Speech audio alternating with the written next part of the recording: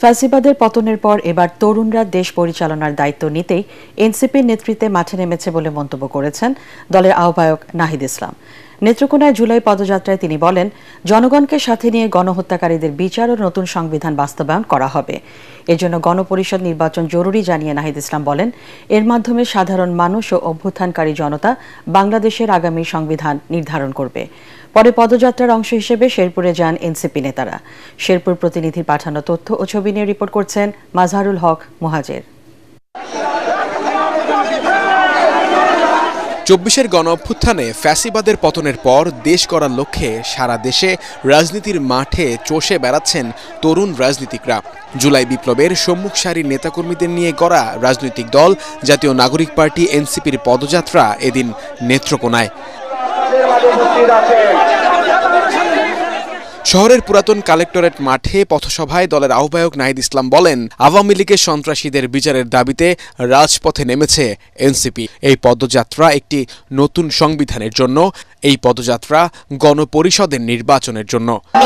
শেখ হাসিনা সহ আওয়ামী লীগের যারা বিভিন্ন সন্ত্রাসীরা রয়েছে তাদের বিচারের দাবিতে আমরা রাজপথে নেমেছি এবং দেশব্যাপী সংস্কারের দাবিতে আমরা নেমেছি এবং একটা নতুন সংবিধানের দাবিতে আমরা নেমেছি।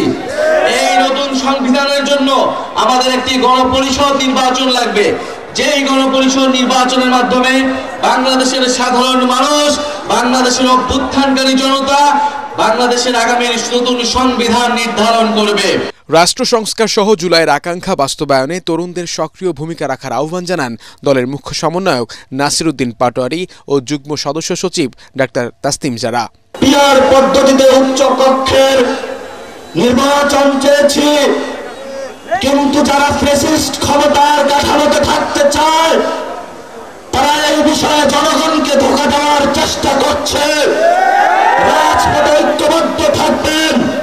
এরপর এনসিপির পদযাত্রা যায় শেরপুরে। আওয়ামী শাসনের ১৫ বছরে পুলিশ থেকে শুরু করে সব প্রতিষ্ঠানকে দলীয়করণ করা হয় বলেও অভিযোগ করেন এনসিপি নেতারা। বলেন, নতুন দিনের সংস্কারে এসবের দৃশ্যমান পরিবর্তন করতে হবে, জনগণকেও হতে হবে আরও তৎপর। পুলিশ সংস্কার কমিশনের পরেও আমাদের একটা দাবি ছিল বাংলাদেশের প্রত্যেকটা পুলিশের ঘাঁটিতে নতুন করে পুলিশ মোতায়েন করা। সেটা কি হয়েছে? মাজহারুল হক মুহাজির, এটিএন বাংলা।